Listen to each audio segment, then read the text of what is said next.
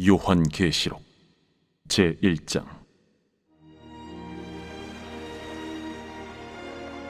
예수 그리스도의 계시라. 이는 하나님이 그에게 주사 반드시 속히 일어날 일들을 그 종들에게 보이시려고 그의 천사를 그 종 요한에게 보내어 알게 하신 것이라.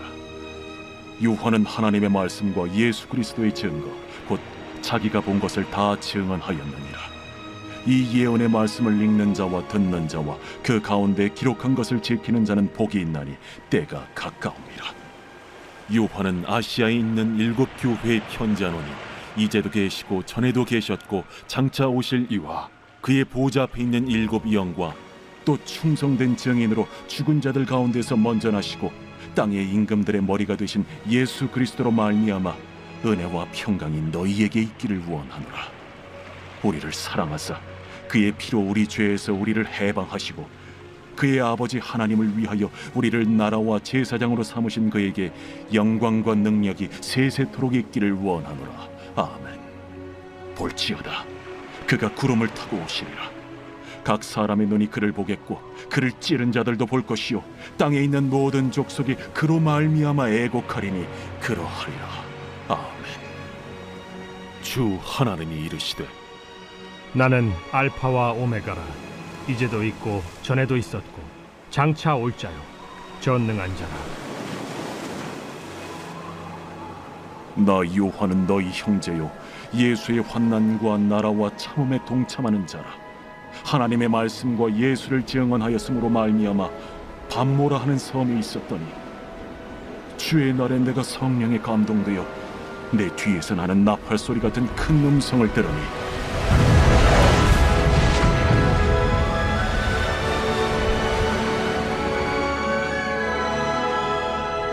네가 보는 것을 두루마리에 써서 에베소, 서머나, 버가모, 두아디라, 사데, 빌라델비아, 라오디게아들 7 교회에 보내라. 몸을 돌이켜 나에게 말한 음성을 알아보려고 돌이킬 때에 7 금 촛대를 보았는데 촛대 사이에 인자 같은 이가 발에 끌리는 옷을 입고 가슴에 금띠를 띠고 그의 머리와 털의 희기가 흰 양털 같고 눈 같으며 그의 눈은 불꽃 같고 그의 발은 풀무불에 단련한 빛난 주석 같고 그의 음성은 많은 물소리와 같으며 그의 오른손에 7 별이 있고 그의 입에서 좌우에 날선 검이 나오고 그 얼굴은 해가 힘있게 비치는 것 같더라. 내가 볼 때에 그의 발 앞에 엎드려져 죽은 자같이 되매 그가 오른손을 내게 얹고 이르시되 두려워하지 말라. 나는 처음이요 마지막이니 곧 살아있는 자라. 내가 전에 죽었었노라. 볼지어다, 이제 세세토록 살아있어 사망과 음부의 열쇠를 가졌노니 그러므로 네가 본 것과 지금 있는 일과 장차 될 일을 기록하라.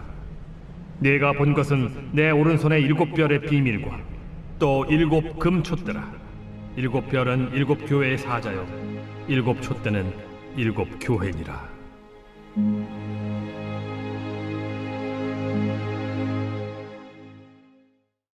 제2장.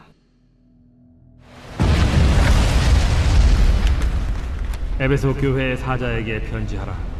오른손에 있는 7 별을 붙잡고 7 금촛대 사이를 거니시는 이가 이르시되 내가 네 행위와 수고와 네 인내를 알고 또 악한 자들을 용납하지 아니한 것과 자칭 사도라 하되 아닌 자들을 시험하여 그의 거짓된 것을 내가 드러낸 것과 또 내가 참고 내 이름을 위하여 견디고 게으르지 아니한 것을 아노라. 그러나 너를 책망할 것이 있나니 너의 처음 사랑을 버렸느니라. 그러므로 어디서 떨어졌는지를 생각하고 회개하여 처음 행위를 가지라. 만일 그리하지 아니하고 회개하지 아니하면 내가 네게 가서 네 촛대를 그 자리에서 옮기리라. 오직 네게 이것이 있으니 네가 니골라 당의 행위를 미워하는도다. 나도 이것을 미워하노라. 귀 있는 자는 성령이 교회들에게 하시는 말씀을 들을지어다. 이기는 그에게는 내가 하나님의 낙원에 있는 생명나무의 열매를 주어 먹게 하리라.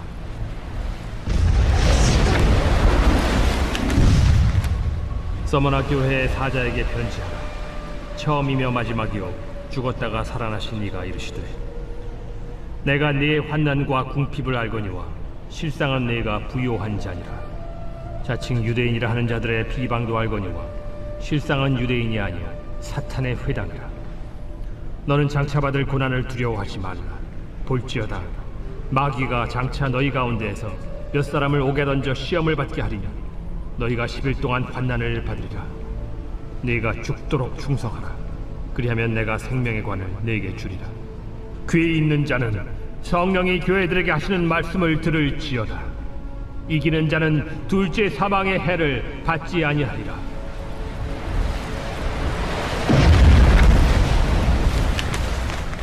버가모 교회의 사자에게 편지하라. 좌우에 날선 검을 가지신 이가 이르시되 네가 어디에 사는지를 내가 아노니 거기는 사탄의 권자가 있는 데라.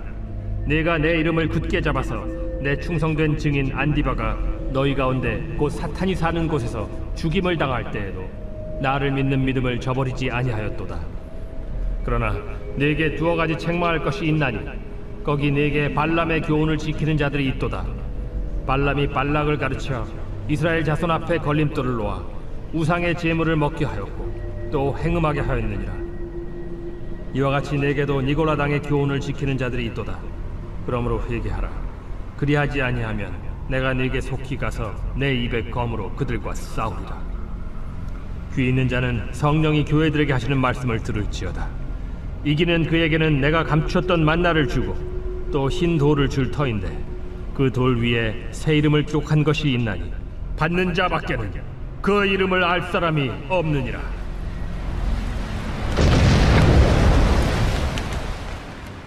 두아디라 교회의 사자에게 편지하라. 그 눈이 불꽃 같고 그 발이 빛난 주석과 같은 하나님의 아들이 이르시되 내가 네 사업과 사랑과 믿음과 섬김과 인내를 아노니 네 나중 행위가 처음 것보다 많도다. 그러나 네게 책망할 일이 있노라. 자칭 선지자라 하는 여자 이세벨을 네가 용납함이니 그가 내 종들을 가르쳐 꾀어 행음하게 하고 우상의 제물을 먹게 하는도다. 또 내가 그에게 회개할 기회를 주었으되 자기의 음행을 회개하고자 하지 아니하는도다. 볼지어다 내가 그를 침상에 던질 터이요 또 그와 더불어 간음하는 자들도 만일 그의 행위를 회개하지 아니하면 큰 환난 가운데에 던지고 또 내가 사망으로 그의 자녀를 죽이리니 모든 교회가 나는 사람의 뜻과 마음을 살피는 자인 줄 알지라.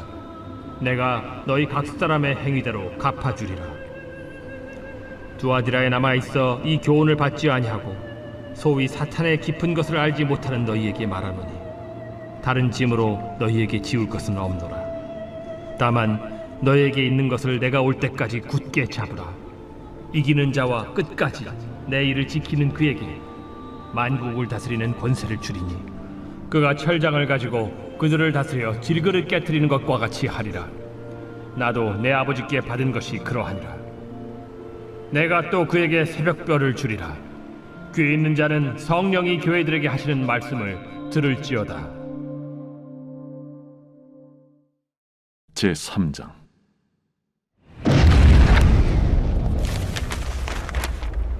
사대교회의 사자에게 편지하라. 하나님의 7영과 7뼈를 가지신 이가 이르시되 내가 네 행위를 아노니 네가 살았다 하는 이름은 가졌으나 죽은 자로다. 너는 일깨어 그 남은 바 죽게 된 것을 굳건하게 하라. 내 하나님 앞에 내 행위에 온전한 것을 찾지 못하였노니 그러므로 네가 어떻게 받았으며 어떻게 들었는지 생각하고 지켜 회개하라.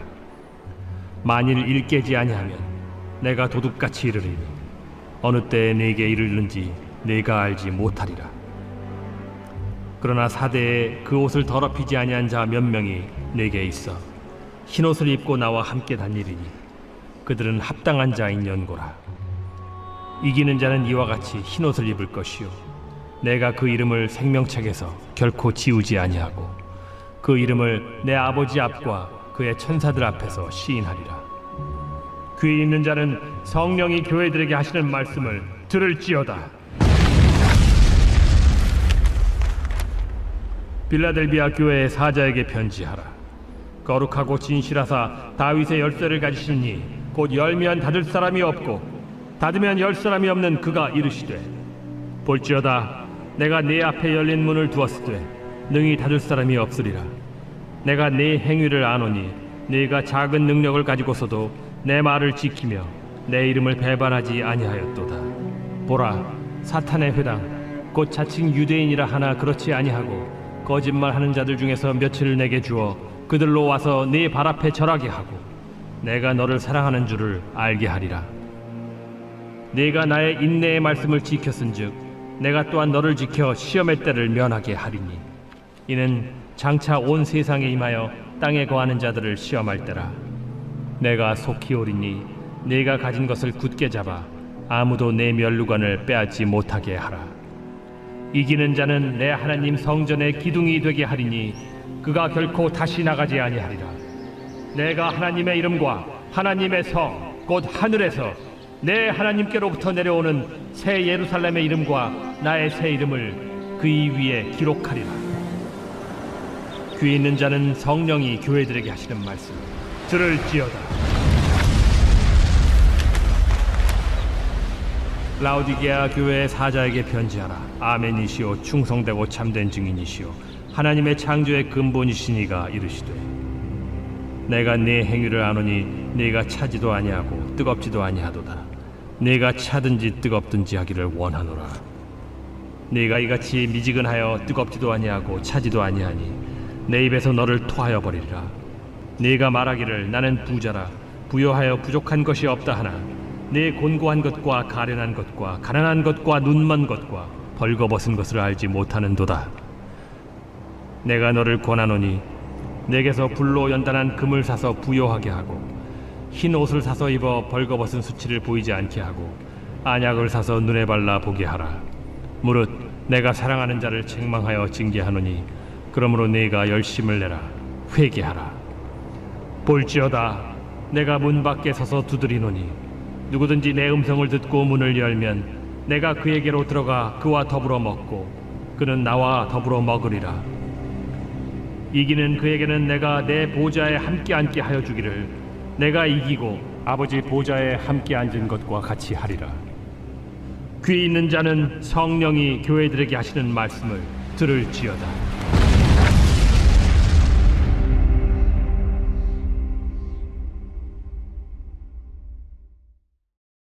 제4장.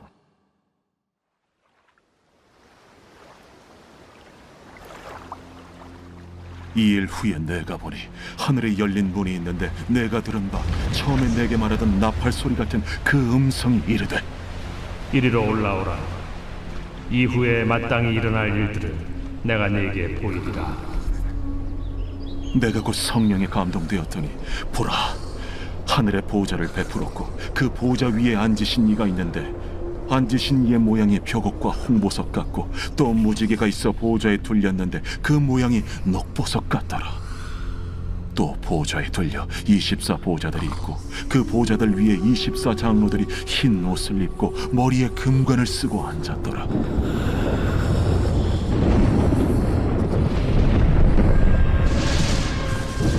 보좌로부터 번개와 음성과 우레소리가 나고 보좌 앞에 켠 등불 7이 있으니 이는 하나님의 7 영이라. 보좌 앞에 수정과 같은 유리바다가 있고 보좌 가운데와 보좌 주위에 4 생물이 있는데 앞뒤에 눈들이 가득하더라. 그 첫째 생물은 사자 같고 그 둘째 생물은 송아지 같고 그 셋째 생물은 얼굴이 사람 같고 그 넷째 생물은 날아가는 독수리 같은데 4 생물은 각각 6 날개를 가졌고 그 안과 주위에는 눈들이 가득하더라. 그들이 밤낮 쉬지 않고 이르기를 거룩하다, 거룩하다, 거룩하다. 주 하나님 곧 전능하신 이여, 전에도 되셨고 이제도 되시고 장차 오시리시라. 그 생물들이 보좌에 앉아서 세세토록 살아계시는 이에게 영광과 존귀와 감사를 돌릴 때에 24 장로들이 보좌에 앉으신 이 앞에 엎드려 세세토록 살아계시는 이에게 경배하고 자기의 관을 보좌 앞에 들이며 이르되 우리 주 하나님이여, 영광과 존귀와 권능을 받으시는 것이 합당하오니 주께서 만물을 지으신지라 만물이 주의 뜻대로 있었고 또 지으심을 받았나이다.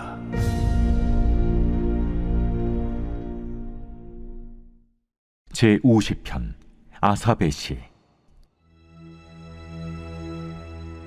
전능하시니 여호와 하나님께서 말씀하사 해 돋는 데서부터 지는 데까지 세상을 부르셨도다. 온전히 아름다운 시온에서 하나님이 빛을 비추셨도다.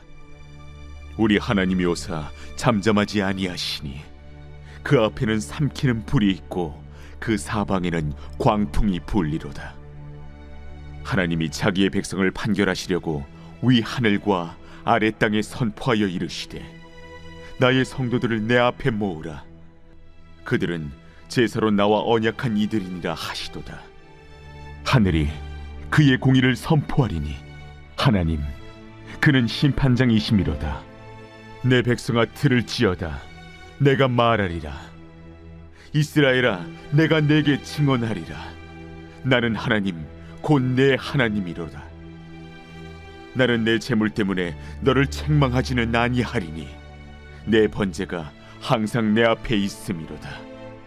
내가 내 집에서 수소나 내 우리에서 순념소를 가져가지 아니하리니 이는 삼림의 짐승들과 무산의 가축이 다 내 것이며 산의 모든 새들도 내가 아는 것이며 들의 짐승도 내 것이미로다.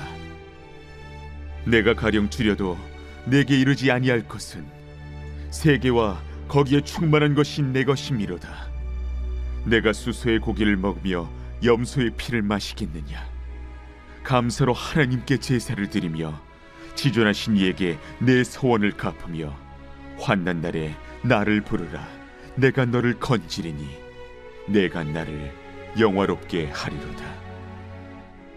악인에게는 하나님이 이르시되 내가 어찌하여 내 율례를 전하며 내 언약을 내 입에 두느냐. 내가 교훈을 미워하고 내 말을 내 뒤로 던지며 도둑을 본즉 그와 연합하고 간음하는 자들과 동료가 되며 내 입을 악에게 내어주고 내 혀로 거짓을 꾸미며 앉아서 내 형제를 공박하며 내 어머니의 아들을 비방하는도다. 내가 이 일을 행하여도 내가 잠잠하였더니 내가 나를 너와 같은 줄로 생각하였도다. 그러나 내가 너를 책망하여 내 죄를 내 눈앞에 낱낱이 드러내리라 하시는도다. 하나님을 잊어버린 너희여 이제 이를 생각하라. 그렇지 아니하면 내가 너희를 찢으리니 건질 자 없으리라. 감사로 제사를 드리는 자가 나를 영화롭게 하나니 그의 행위를 옳게 하는 자에게 내가 하나님의 구원을 보이리라.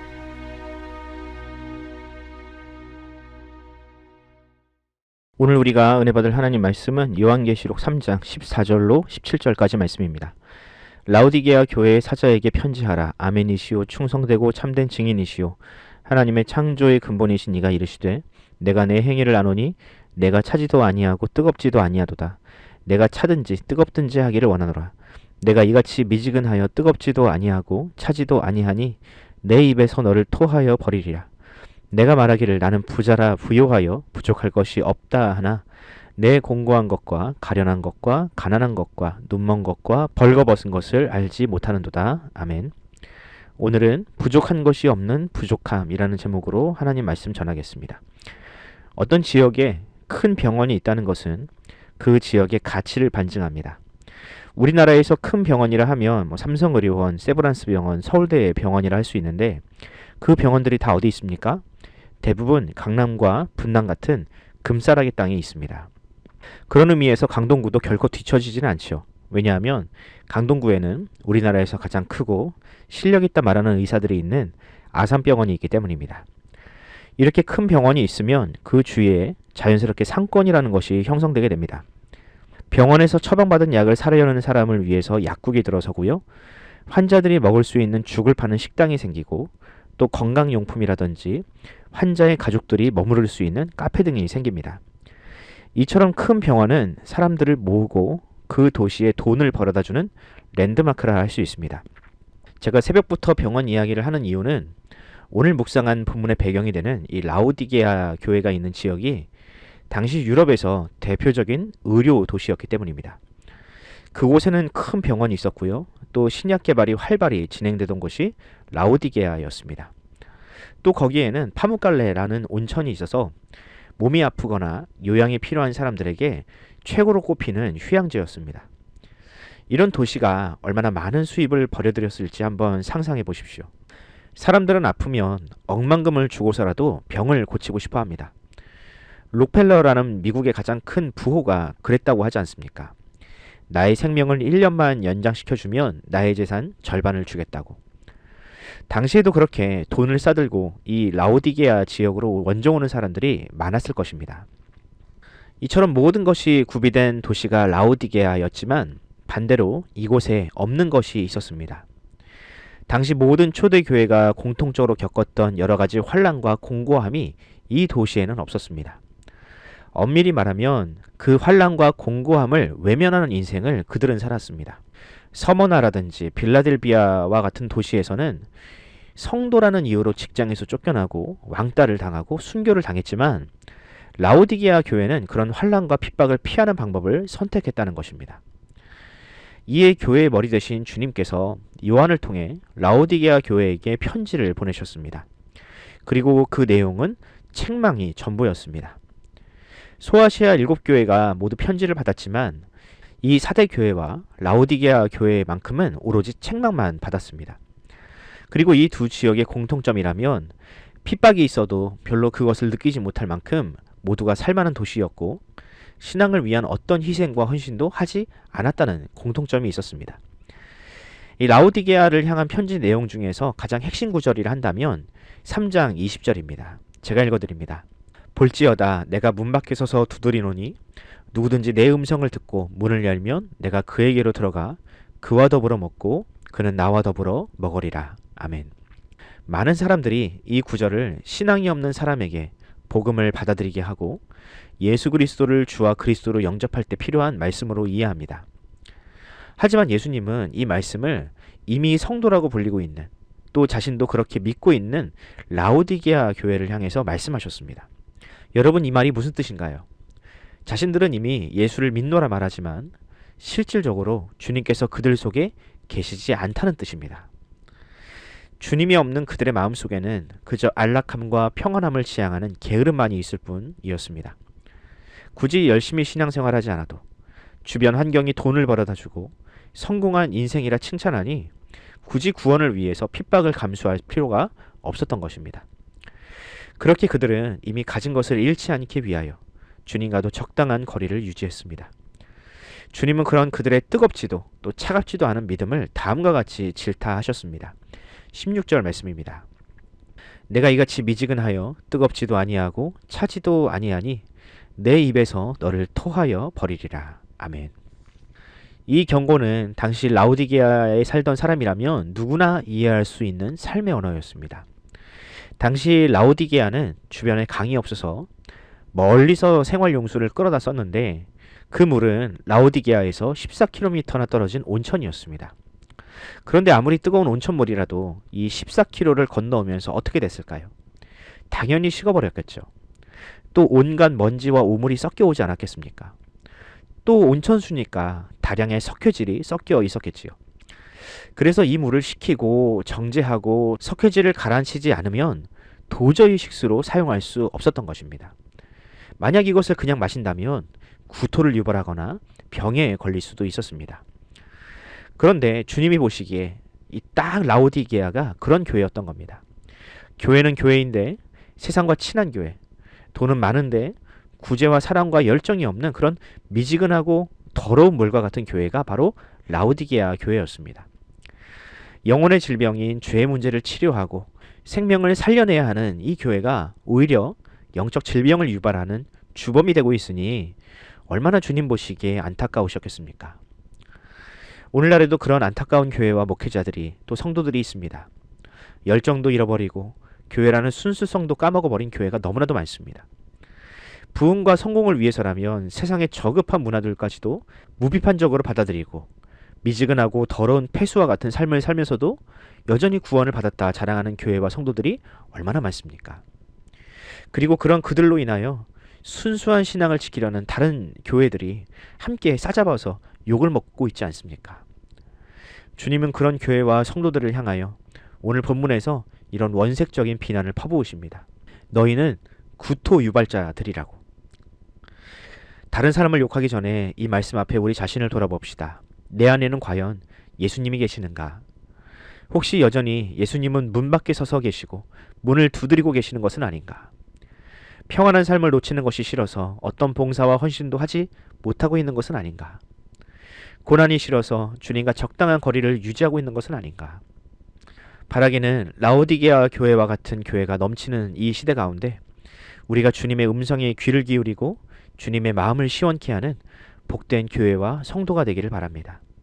다가올 새해에는 주님께서 우리를 그렇게 사용하시기를 간절히 소원합니다. 기도하겠습니다. 사랑의 주님, 오늘도 세상은 우리로 하여금 평안함과 안락함이 최고의 가치라고 속삭이며 신앙과 믿음을 버리라고 이야기합니다. 하지만 주님은 세상이 주는 평안함과 안락함보다 주님과 함께하는 고난과 수고가 더 유익하다고 말씀하십니다. 바라기는 우리가 참으로 좋은 것, 진정으로 영원한 가치가 무엇인지를 깨닫게 하여 주옵소서. 이 세상이 말하는 평안함에는 참 평안이 없으며 고통당하는 자의 곁에서 함께 울고 함께 웃는 것이야말로 하나님의 백성의 참된 사명임을 깨닫게 하여 주옵소서. 감사드리며 우리 구주 예수님의 이름으로 기도합니다. 아멘. 사랑하는 성도 여러분, 이 시간 기도하실 때 하나님께서 우리에게 주신 은혜들을 돌아보는 시간을 가져봅시다. 올 한 해 우리에게 주신 은혜가 얼마나 큰지, 우리 가정에게 주신 복이 얼마나 풍성했는지를 생각해보고 또 감사하는 기도를 드립시다. 또 내게 주신 은혜가 넘친다면 그 은혜를 나눌 수 있는 그런 넉넉한 마음도 달라고 기도합시다. 하나님은 그 은혜를 나누는 자에게 반드시 더 큰 것으로 맡기실 것입니다. 그렇게 기도하면서 오늘 하루를 시작하도록 하겠습니다. 함께 기도합시다.